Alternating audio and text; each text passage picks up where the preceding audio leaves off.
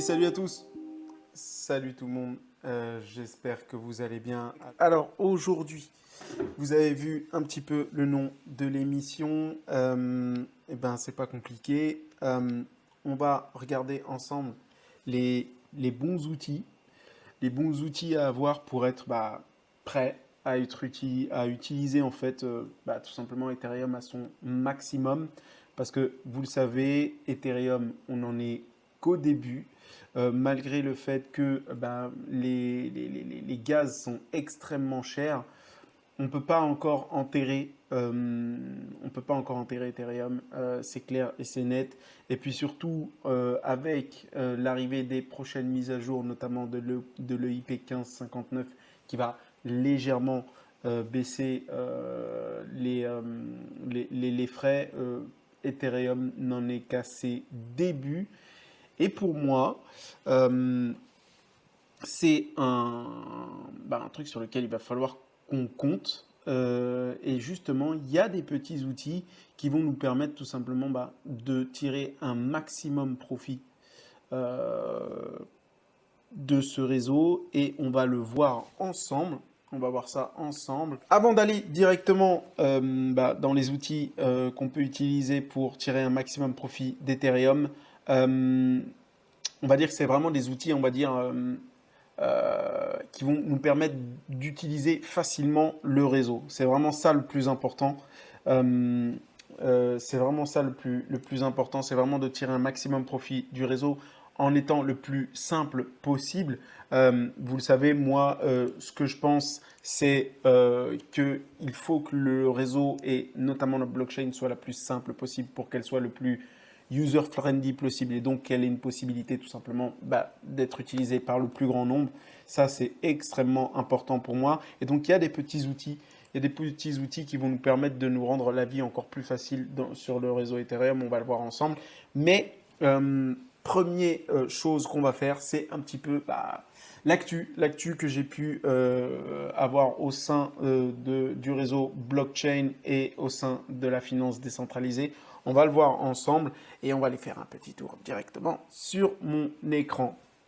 Euh, alors, vous le voyez, la news du jour, c'est pour moi en fait une info qui est passée inaperçue et que je trouve vraiment dommage qu'on n'en ait pas autant parlé. C'est tout simplement la blockchain Library.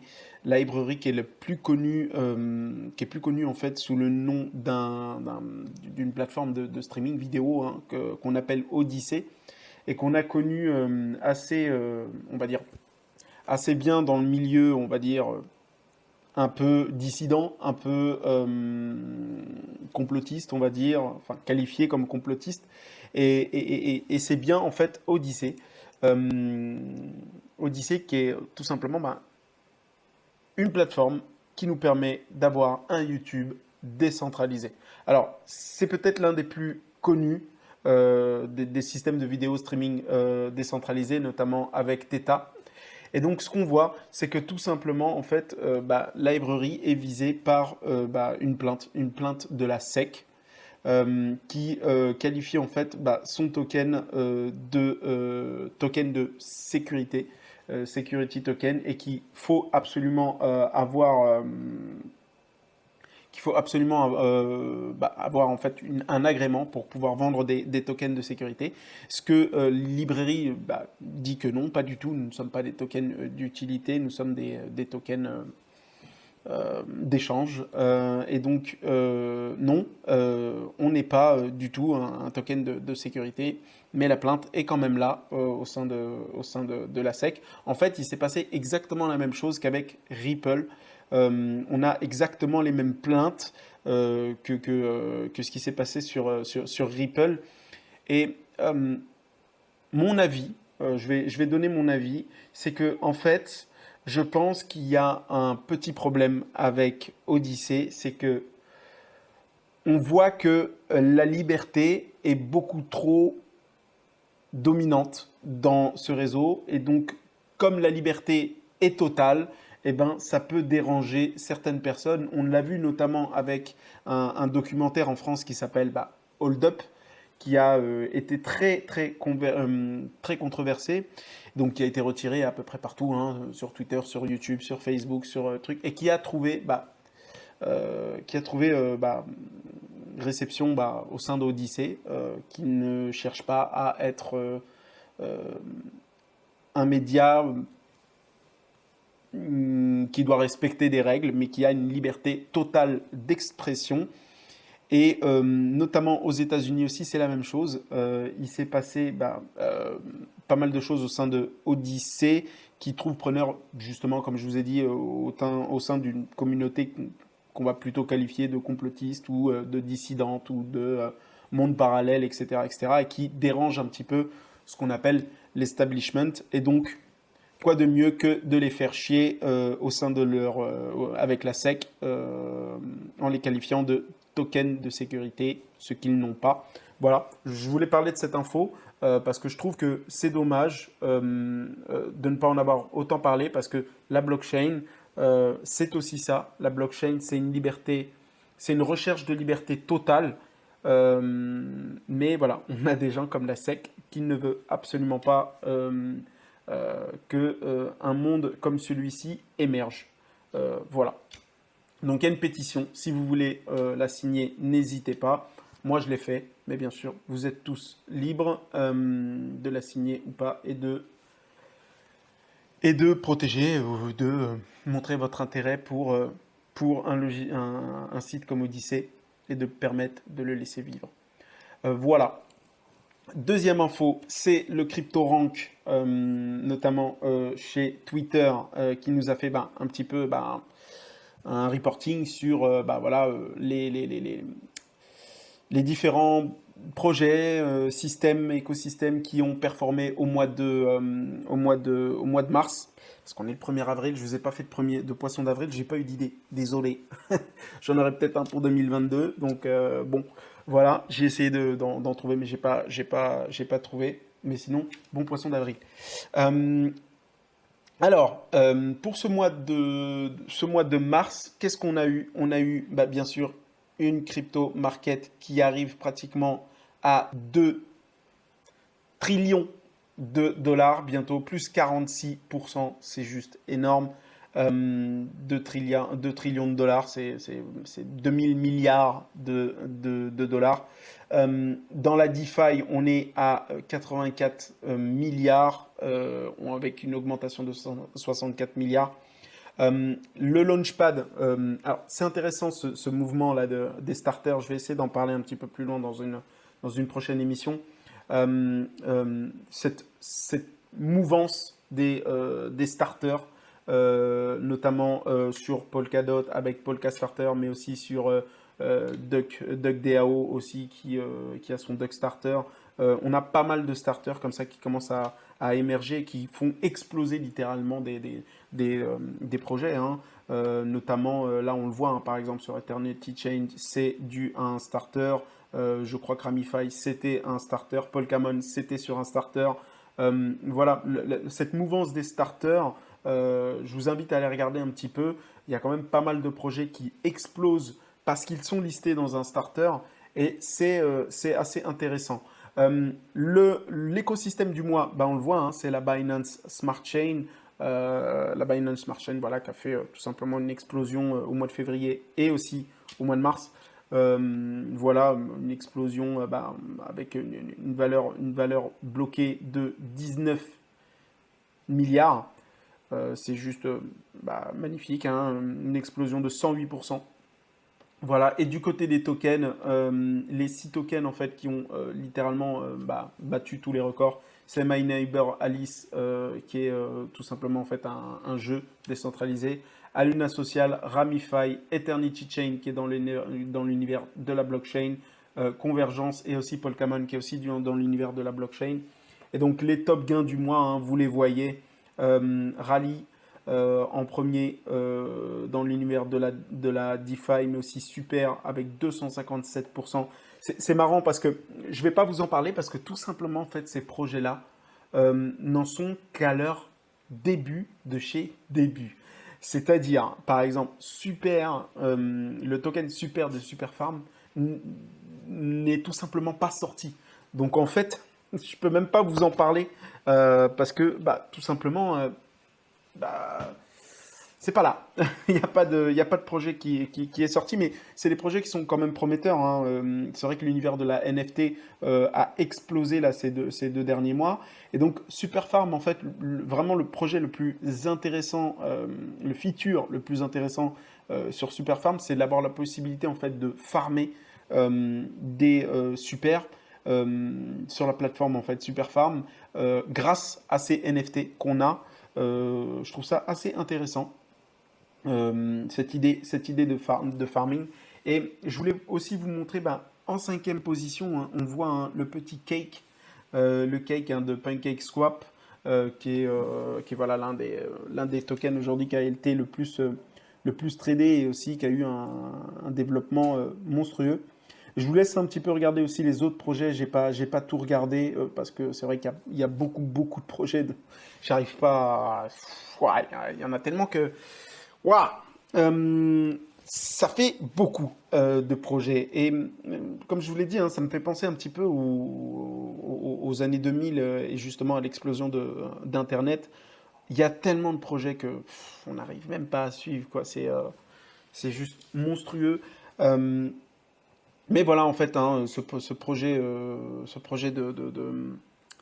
tous ces projets, hein, NFT, énormément d'NFT, énormément de finances décentralisées qu'il faut suivre et qui, bah, voilà, ont un certain goût et qui trouvent preneur chez beaucoup de gens. Voilà, des projets à suivre. À noter ici, vous le voyez, la BTC Dominance qui est arrivé bah, pratiquement de moitié, 57%, une baisse de 7%. Ça veut vraiment dire qu'il y a une part belle de plus en plus grande pour les altcoins et la finance décentralisée. Euh, voilà, la DeFi, je pense, et les altcoins qui vont prendre de plus en plus de place. Je pense que la BTC dominance ne va plus avoir des sommets comme avant jusqu'à 80%, 75%, 85%. C'est des choses que je pense on ne verra plus parce qu'il y a des projets qui ont tellement grandi, tellement explosé que voilà, retrouver en fait une BTC dominance à plus de 70%, plus de 75%, ça sera plutôt rare. Je dis pas que je dis pas que ce sera pas possible, mais je pense que ça deviendra rare parce que voilà, les altcoins commencent vraiment à devenir à prendre une place assez importante. Et donc 57%, c'est 43% bah, d'altcoins et de flux financiers qui sont sur les altcoins. Ça veut vraiment dire que voilà, BTC sera toujours présent, BTC sera toujours là, mais il faudra compter de plus en plus vers les altcoins. Et donc ça, c'est un petit peu un game changing. Autre chose que je voulais vous montrer, c'est Utrust. Utrust qui nous a fait une nouvelle fonctionnalité qui, je pense, en fait, va être un petit peu la porte ouverte à justement l'adoption de masse comme PayPal, comme Visa qui aujourd'hui a accepté l'USDC et qui va permettre en fait tout simplement en fait à tous les gens qui ont un commerce en ligne de pouvoir accepter des crypto-monnaies en paiement. Alors comment ça se passe du côté du trust? Eh ben, c'est tout simplement en fait une possibilité ben, d'appliquer en fait un API, on va appeler ça un module, sur des sites de e-commerce qu'on développe notamment avec Shopify, avec WooCommerce pour WordPress, qui sont aujourd'hui des sites de vente en ligne qui permettent tout simplement à beaucoup de gens de pouvoir monter comment s'appelle leur site en ligne, leur site de commerce en ligne. Et donc, on va avoir la possibilité, tout simplement, en fait, au sein voilà, d'un module Utrust, de pouvoir accepter des projets. Vous le voyez, hein, WooCommerce ici, PrestaShop, Shopify qui aujourd'hui propose des modules pour pouvoir accepter des bitcoins, accepter des litecoins, accepter des Ethereum sur votre plateforme de e-commerce. C'est vraiment voilà, une ouverture à l'acceptation justement de toutes les crypto-monnaies dans le commerce en ligne qui aujourd'hui, voilà, je vais pas vous expliquer, surtout ensuite dans cette période qu'on vit aujourd'hui, la finance, le commerce en ligne a tout simplement explosé. Et donc, c'est une porte ouverte à, tout simplement au commerce en ligne à travers les crypto-monnaies. Et ça, c'est plutôt très bon signe. Et donc, je voulais tout simplement vous en parler. Tether. Tether, vous le savez, qui a eu des problèmes, qui a été visé par des soupçons d'émission de crypto-monnaie qui n'est pas baquée par du vrai dollar, par du vrai dollar. Donc voilà, il y a eu des petits remous un petit peu avec Tether. Il y a eu une grosse perte de confiance avec une énorme baisse de liquidité vers USDT. Qui a été tout simplement donc cette enquête en fait et donc cette poursuite judiciaire envers Tether s'est soldée tout simplement par une amende que Tether s'est empressé de payer. Et donc là, on a un reporting, un audit qui a eu lieu qui confirme que effectivement tous les USDT sont totalement et pleinement backés dans la réserve de Tether et donc il n'y a absolument aucun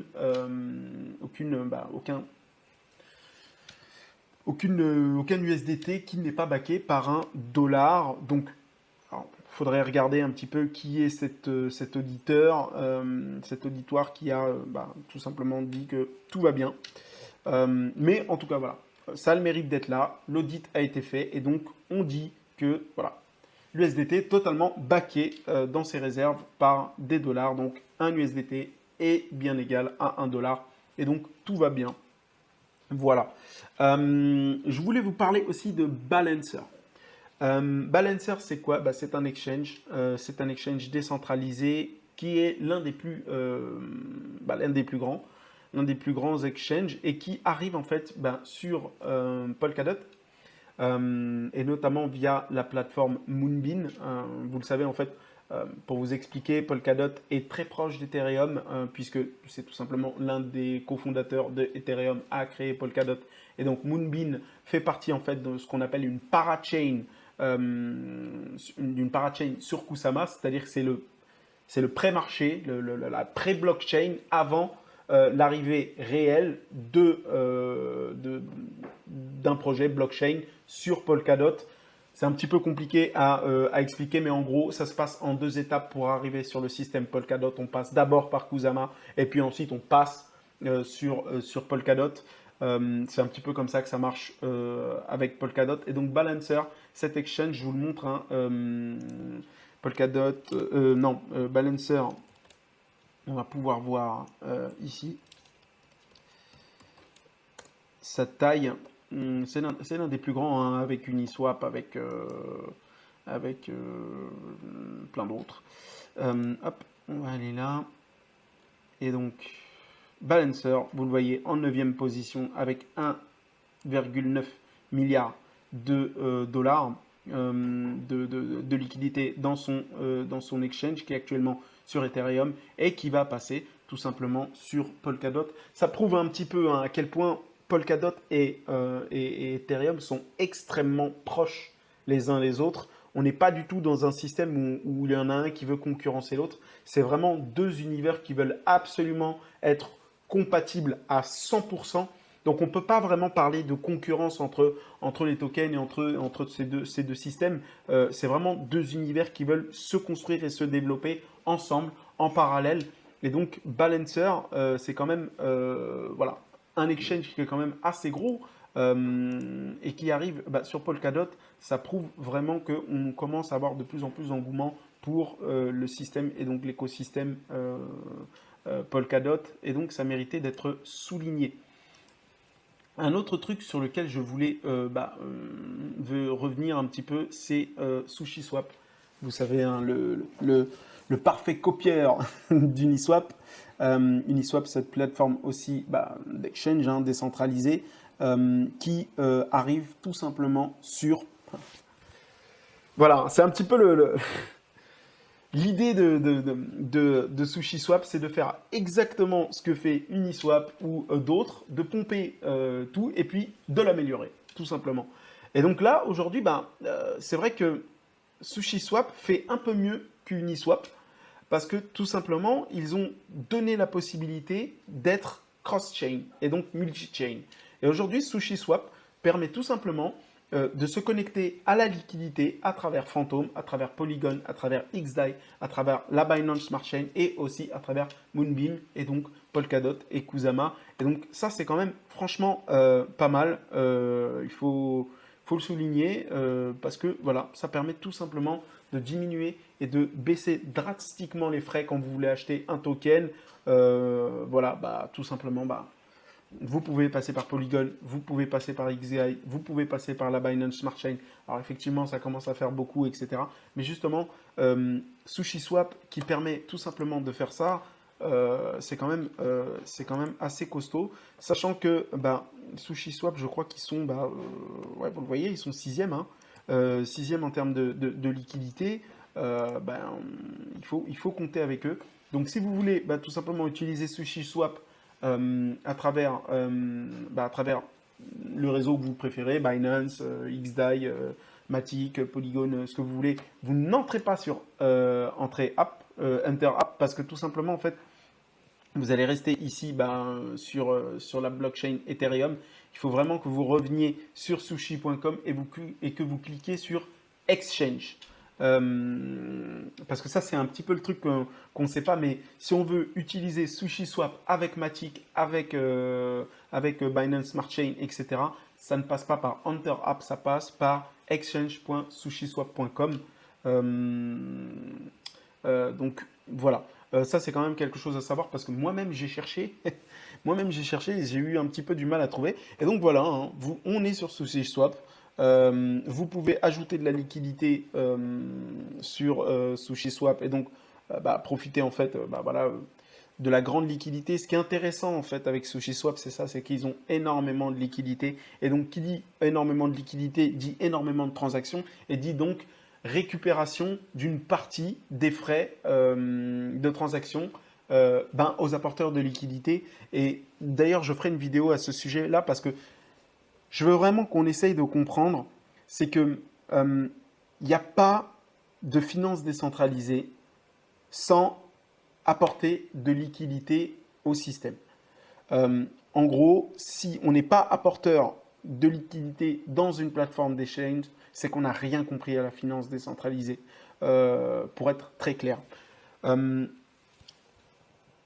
Apporter de la liquidité, c'est juste en fait la base de l'existence d'un exchange. Mais surtout, il faut bien comprendre une chose, c'est que c'est comme ça en fait qu'on va imaginer une nouvelle bourse et un nouveau système qui soit parallèle au système bancaire. Et donc, si on n'est pas apporteur de liquidité, on n'a pas compris qu'il faut absolument être dans la position des banques actuelles aujourd'hui. Donc, utiliser la finance décentralisée, c'est être et le client d'une banque, mais aussi d'être la banque en elle-même.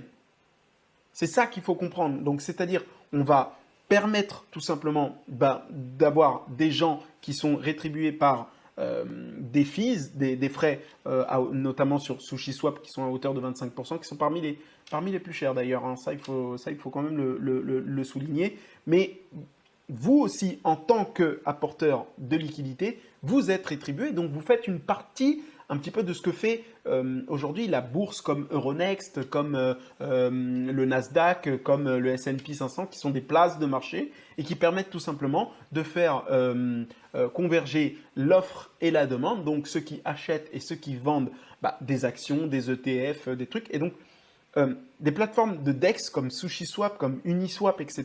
font exactement ce même système-là et ce même marché-là, mais à travers tout simplement des tokens.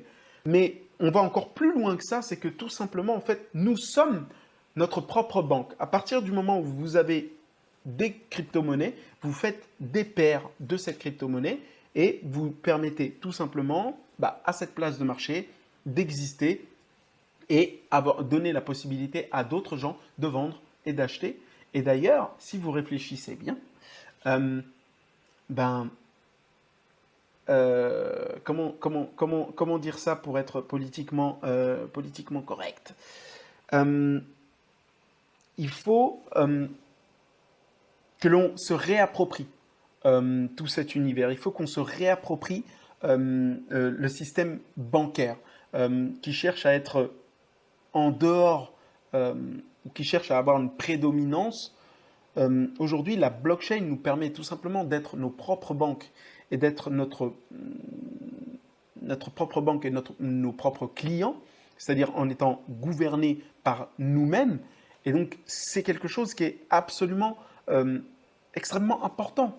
Euh, Si on veut être une personne qui cherche à s'affranchir du système bancaire ou tout simplement l'aider à évoluer par ce qu'on appelle la disruption. C'est-à-dire, si on veut faire en sorte que la banque change, il faut proposer un modèle qui soit différent, qui marche sur ces plates-bandes pour l'obliger à changer et à évoluer. Et aujourd'hui, la finance décentralisée porte cette idée-là et porte cette idée au-delà de faire tout simplement des bénéfices, du farming, voilà, gagner des intérêts sur du lending, etc., etc. Il y a une idée derrière. Et ça, il ne faut pas l'oublier. C'est pour ça que je dis que quand on, on est dans la finance décentralisée, on est forcément apporteur d'affaires, apporteur de liquidité, parce que sinon on n'a rien compris à la finance décentralisée. Voilà.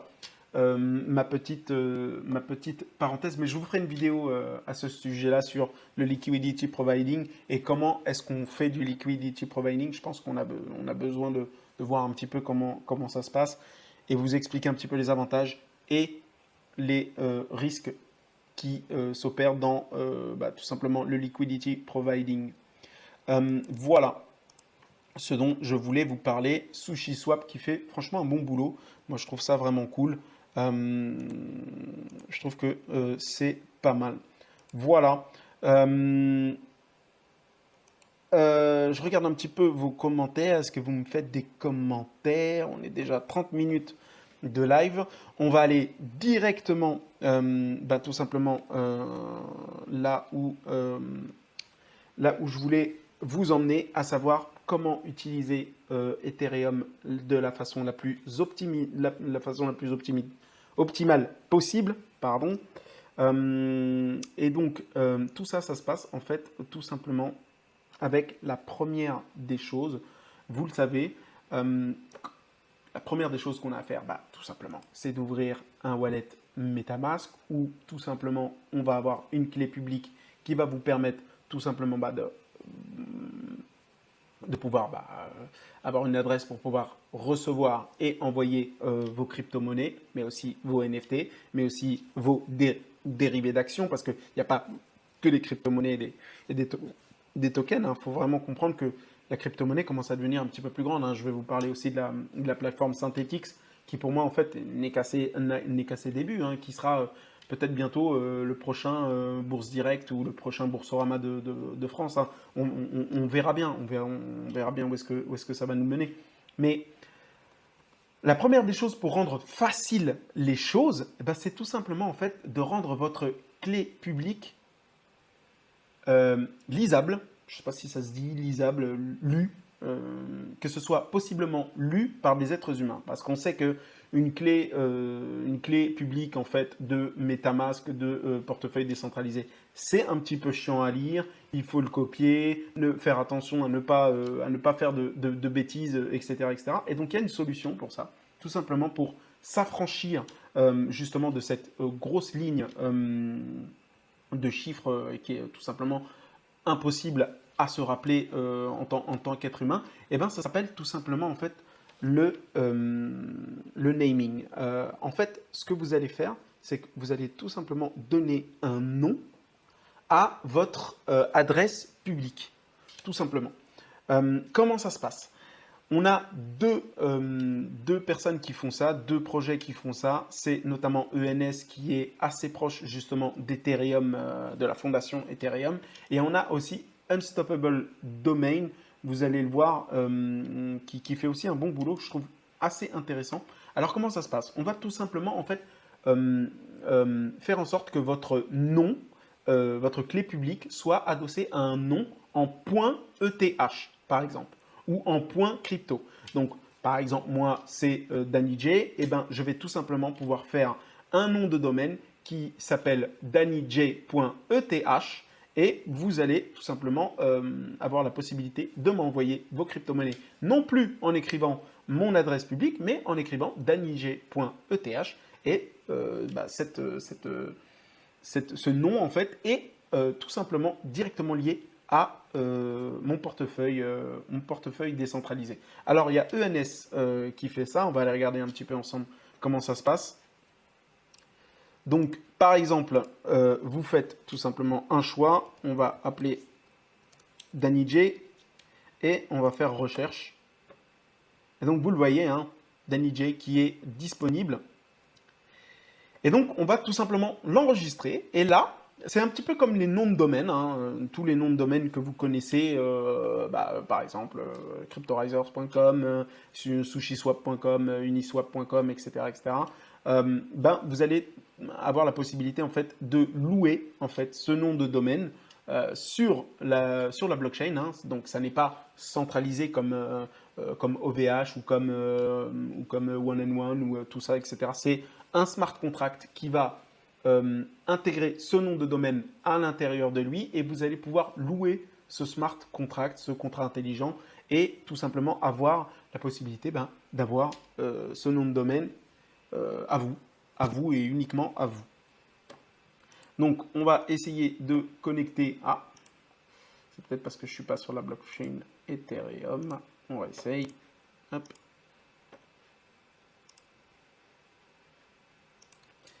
Fatigué.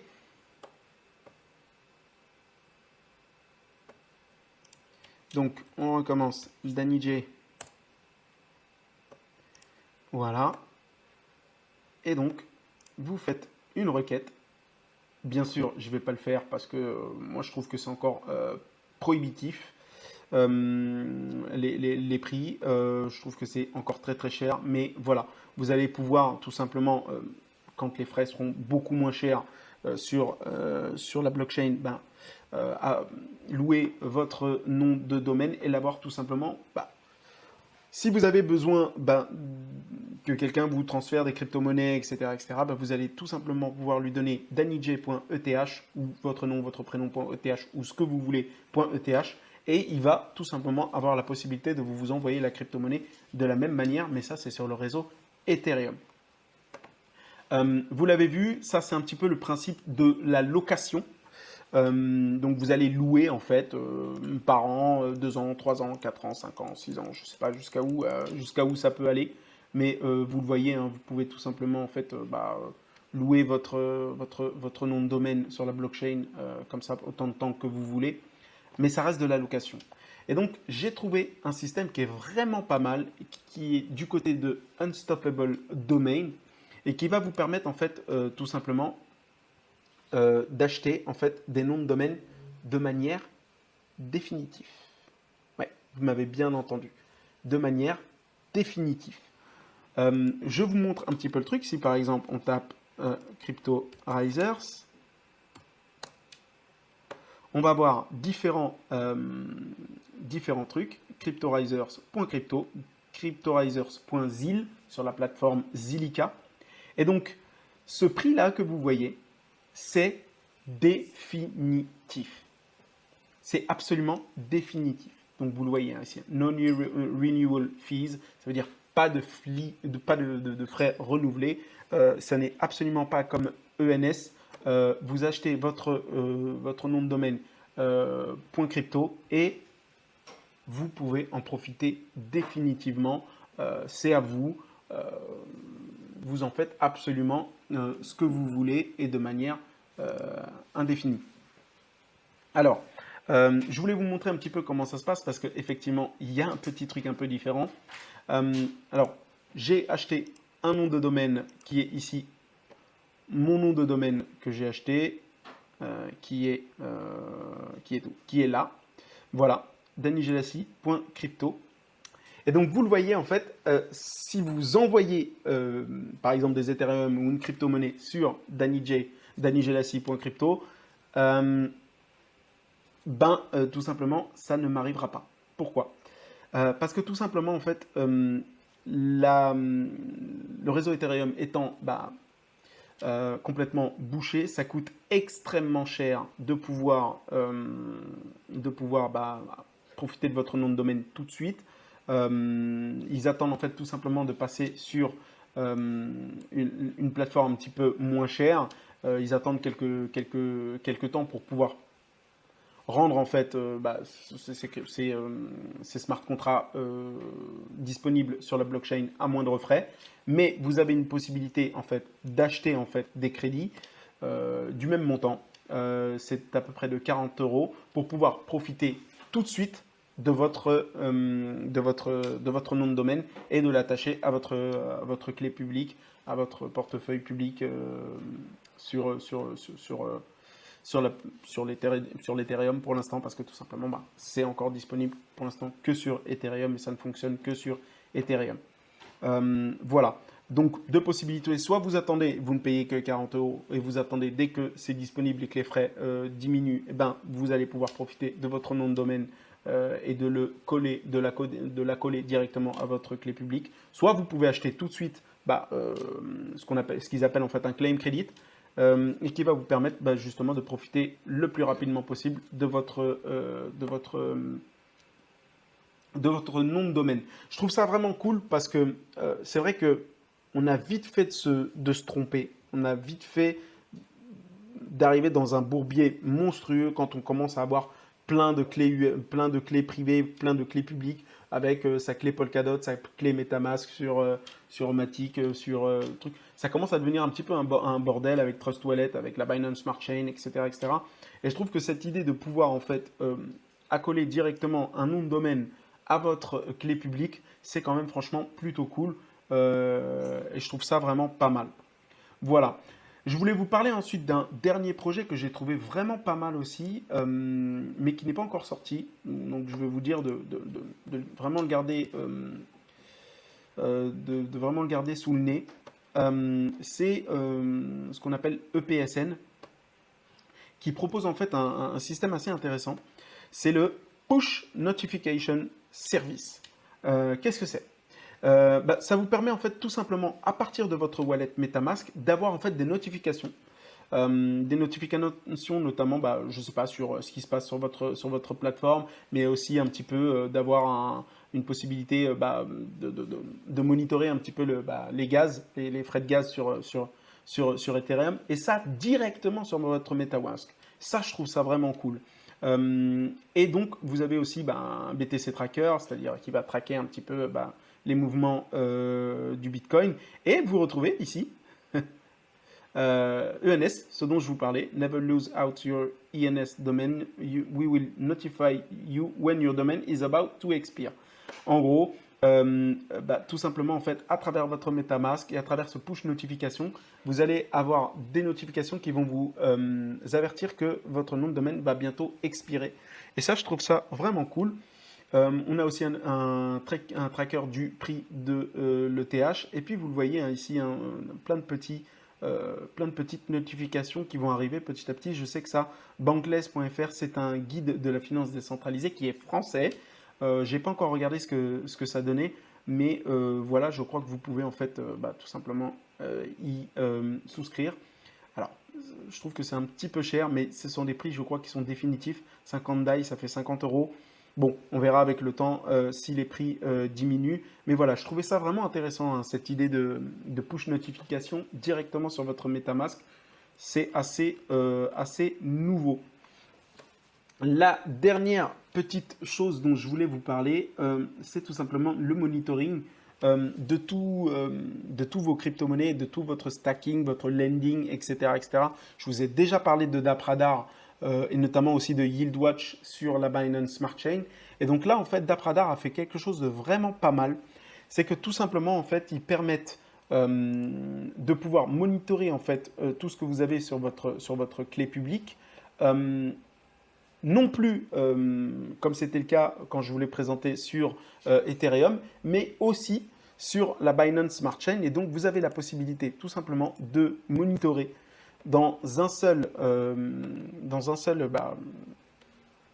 lieu et ben, vos assets, vos cryptos sur Ethereum et sur la Binance Smart Chain. Vous pouvez voir tout ce que vous avez, hein, un petit peu vos assets, tout ce que vous avez en termes de plateforme de DeFi, ce que vous avez en lending, ce que vous avez en crédit, etc. Je trouve ça vraiment cool et ça facilite un petit peu la vie pour voir un petit peu ce qui se passe et surtout, on a vite fait d'oublier ce qu'on a, quelle plateforme on a utilisé, etc., etc. Et donc là, en fait, Dapradar permet tout simplement de vous faire un petit rappel sur tout ce que vous avez. Moi, par exemple, j'ai un truc là en Reef Finance, j'avais complètement oublié que j'avais ça disponible. Bon, après, c'est des petites sommes, mais voilà, je trouve ça vraiment très intéressant et ça facilite un petit peu la vie. Voilà un petit peu ce dont je vous ai montré. J'espère que c'est des trucs qui vont vous être utiles. Voilà un petit peu, je voulais vous montrer un petit peu tous ces projets-là parce que pour moi, c'est extrêmement important d'avoir en fait de plus en plus d'outils qui sont tout simplement user-friendly et qui vont vous permettre tout simplement de vous faciliter la vie dans cet univers de la blockchain. C'est un petit peu ce qu'on a vu avec l'avènement d'Internet dans les années 2000. C'était un petit peu compliqué, faire configurer un mail, etc. C'était extrêmement compliqué, etc., etc. Puis les choses sont devenues de plus en plus faciles. Et ça va être la même chose pour la blockchain. Et je pense que voilà, des projets, en fait, vous montrer un petit peu des projets, des outils comme ça qui vont vous permettre de vous rendre plus facile la blockchain, et ben, c'était un petit peu ce que je vous ai montré. Donc voilà, comment vous rendre la vie plus facile sur la blockchain. J'espère que ça vous a plu.